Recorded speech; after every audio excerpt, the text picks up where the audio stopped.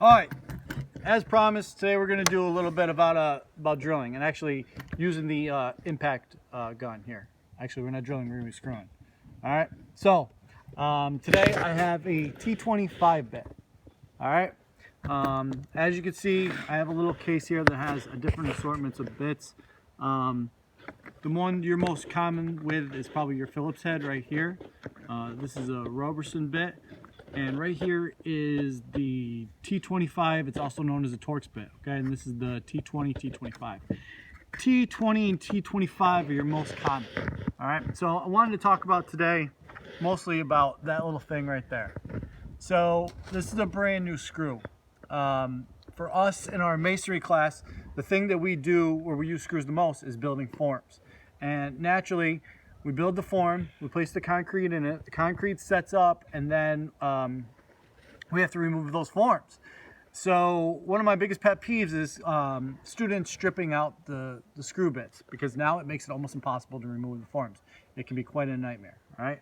So we want to talk about the ways to prevent that from happening. So the first is to make sure that you have the correct bit for whatever screw you're using, and that is the T25 for these types of screws. This right here is a deck screw.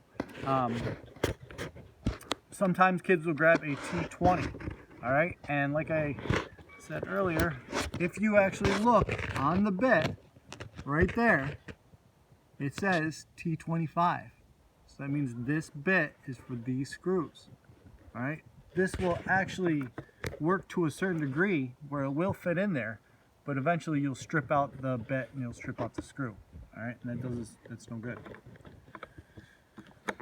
All right, so put this back in there. Now I want to talk about when you go to screw stuff in. Now, there's a couple things the kids mess up. One is when you screw stuff in.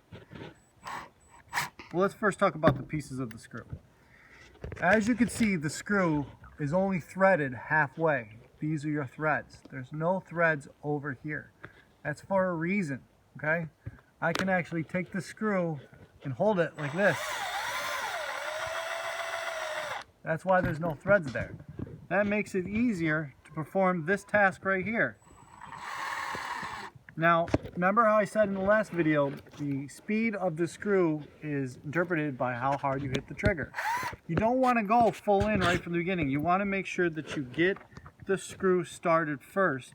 So in order to do that, I'm going to hit the trigger real soft, hold it where it's not threaded, and get the screw like that. Once I have it in here, most of my pressure that I'm going to apply on this gun is going to be right here. Kids will naturally push down entirely with their hand, and that starts to create this effect. See how my bit is not in direct alignment with the screw? When you do that, you will start to hear this noise. When you hear that noise, what you are now doing is stripping out the screw. Now, like I said before, this is a problem because these screws are eventually going to have to come out. Your gun needs to be in direct alignment with the screw. Direct line. When you screw in and when you screw out.